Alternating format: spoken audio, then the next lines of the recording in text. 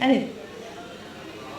ලතා වල්පොල මහත්මිය කියන්නේ අපේ රටට බිහි වෙච්ච එදා සිට අද දක්වා 91ක් ආයු වලදා අදටත් ඇය ගැන කතා කරන්න බොහෝ දෙයක්. ඇය ගායනා කරපු ගීත ගැන, ඇයගේ හඬ පරාසය ගැන, ඇයගේ තියෙන නිහතමානී ගතිගුණ ගැන විශේෂයෙන් එයා මොනතරම් මිනිස්සු කියන්නේ මිනිස්යන් පිරිසක් එකතු කරගෙන තියනවාද කියන එක තමයි උදාහරණය. මෙහෙම දැක්කම මොනතරම් ආදරය කරන රසික රසිකාවියන් ගොඩක් ඇය වටා එකතු වෙලා තාමත් ඇයගේ 91 ලබලත් ඇය වෙනුවෙන් මැරෙන්න පවා කැමැති, මැරෙන්න බලාගෙන ඉන්න ඒ තරම් ආදරයක් තියෙන රසික රසිකාවියන් ගොඩක් එකතු කරගත්තු ගායන ශිල්පිනියක් අග්‍රගාන්නේ. අපිට ඉන්න ලෙජන්ඩ් කෙනෙක්, අපේ රටේ ඉන්න ලෙජන්ඩ්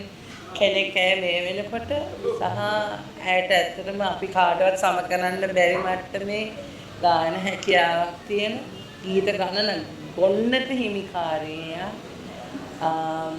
මම හිතනවා ඇය මේ රටට ගීතයෙන් දායක වෙච්ච දායකත්වය ඒක කොච්චරද කියලා මට නම් කියලා නියම කරන්න බෑ. මොකද සිංහල සංගීතයේ තියෙන තාක්කල් අපි ඇය ගැන කතා කරાવી.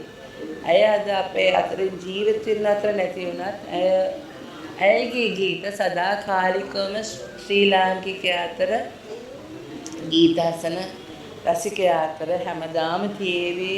ඒක යුග ගණනාවක් නොමැකෙන මතක සටහන් තියලා තමයි අපෙන් නික්ම ගිහිල්ලා ඉන්නේ මේ වෙනකොට. ඉතින් මම හිතනවා ගායිකාවක් හැටියට ඇයගෙන් ගත යුතු ගොඩාක් කරුණු කාරණා ඉගෙන ගත යුතු.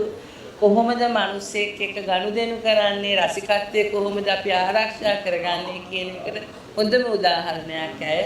මම හිතනවා ඇය තාම විශිෂ්ට ගායිකාවක්.